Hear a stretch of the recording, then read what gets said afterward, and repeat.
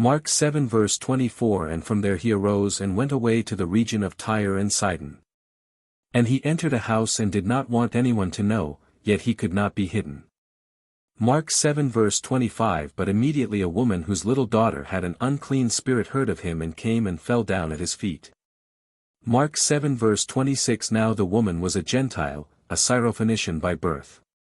And she begged him to cast the demon out of her daughter. Mark 7 verse 27. And he said to her, Let the children be fed first, for it is not right to take the children's bread and throw it to the dogs. Mark 7 verse 28. But she answered him, Yes, Lord, yet even the dogs under the table eat the children's crumbs. Mark 7 verse 29. And he said to her, For this statement you may go your way, the demon has left your daughter. Mark 7 verse 30. And she went home and found the child lying in bed and the demon gone. Jesus heals a deaf man.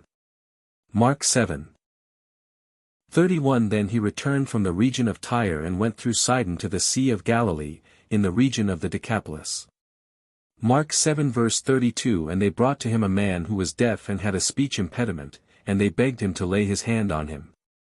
Mark 7 verse 33. And taking him aside from the crowd privately, he put his fingers into his ears, and after spitting touched his tongue.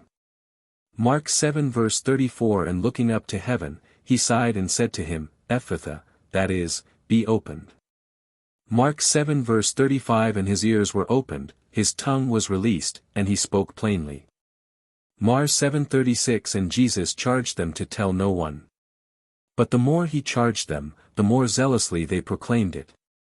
Mark 7 verse 37. And they were astonished beyond measure, saying, He has done all things well.